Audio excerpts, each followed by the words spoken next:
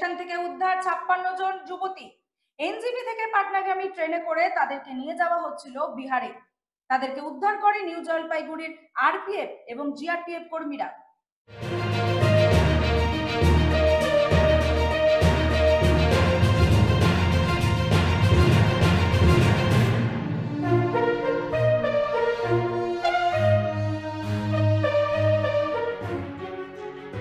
শিলিগুড়িতে চাঞ্চল্যকর ঘটনা, একসাথে উদ্ধার 56 জন যুবতী।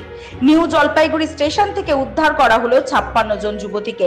এনজিপি স্টেশন থেকে পাটনা অভিমুখে যাওয়া ক্যাপিটাল এক্সপ্রেস থেকে ওই যুবতীদের উদ্ধার করে নিউ জলপাইগুড়ি জিআরপি এবং আরপিএফ কর্মীরা। সোমবার রাতে ওই যুবতীদের উদ্ধার করে তাদের পরিবারের হাতে তুলে দেওয়া হয়। জানা গিয়েছে, আইফোন কোম্পানিতে কাজের টোপ দিয়ে উত্তরবঙ্গের জলপাইগুড়ি, কোচবিহার, আলিপুরদুয়ার এবং ডুয়ার্সের 56 জন যুবতীকে নিয়ে যাওয়া হচ্ছিল বিহার। কিন্তু তাদের এবং তাদের পরিবারকে জানানো হয়েছিল তাদের কাজের জন্য নিয়ে যাওয়া হচ্ছে ব্যাঙ্গালোর।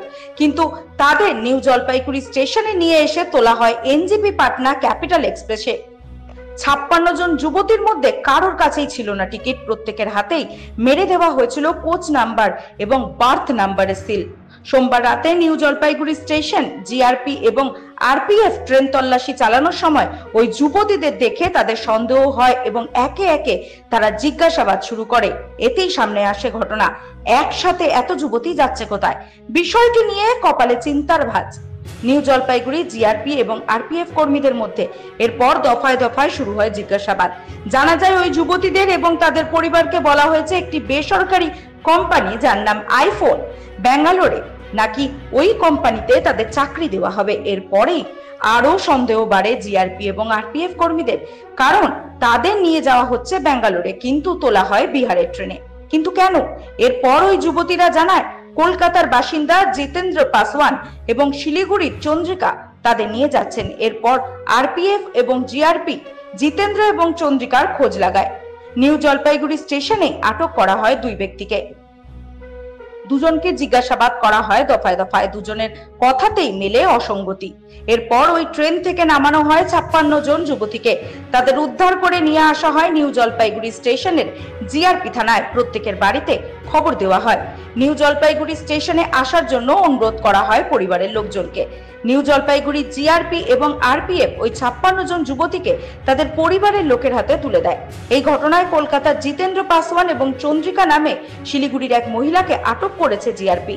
দফায় দফায় চলছে জিজ্ঞাসাবাদ। ব্যাঙ্গালোরের ওই যুবতীদের কোন কোম্পানিতে কাজের জন্য নিয়ে যাওয়া হচ্ছিল তার কোনো নথি দেখাতে পারেননি ধৃত দুইজন। পাশাপাশি তাদেরকে বিহারের ট্রেনে কেন তোলা হলো এরও কোনো সদুত্তর দিতে পারেননি তারা। গোটা ঘটনার তদন্তে জিআরপি এবং আরপিএফ এর উচ্চপদস্থ কর্তারা। আমার মেয়ে ছিল, তবে এটা স্কুল পড়তে আর কি ওখান থেকে নম্বর পায়। এখনকার তো নম্বর সবাই পায়। ওই নম্বর পেয়ে হোস্টেল থেকে মানে ফোন করছিল যে এটা সরকারি অনুযায়ী একটা ছাড় দিচ্ছে, 3 মাস ট্রেনিং কোচিং করতে হবে, বিনা পয়সায় খাওয়া দাওয়া দিবে ওরা, তারপরে ওরা কাজ দিবে। তো 3 মাস ট্রেনিং করে শিলিগুড়িতে হোস্টেলে। 3 মাস ট্রেনিং করার পরে তারপরে এরা এখন যাবে ব্যাঙ্গালোর। এখানে কি করতে আসলে? এখানে আমরা যে ব্যাঙ্গালোর যাচ্ছি, ট্রেনে উঠছি, ওঠার পরে এখানকার আরপিএফগুলো নামিয়ে দিছে।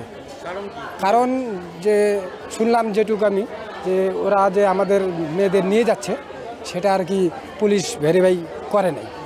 এর আগে ওরা আবার এক ব্যাচ নিয়ে গেছিলো, সেটা করছিল, হয়তো ওরা চলে গেছে, কিন্তু এবারে ওরা করেনি। হাতের মধ্যে সিল মারা, টিকিট নেই। সিল মারা বলতে সিল দিয়েছে নাম্বার, সিট নাম্বার। হাতের মধ্যে সিল মারা, টিকিট নেই। টিকিট ওদের কাছে বলে আছে। আর কিছু টিকিট ওদের মোবাইলে, কার মোবাইলে কয়েকজনকে দিছে। কতজন আছে? 54 জন, 54 জন 55 জন হবে এই সে মেয়ে ছেলে। কি বলবেন এই যে পুলিশকে, মানে এই যে এখন একটা বড় স্ক্যাম থেকে বেঁচে গেছে? তখন আমি বলবো যে এরপরে হয়তো মেয়ে ছেলেরা, আমরা গরিব মানুষ, এবারে কাজে তো আমাদের দরকার।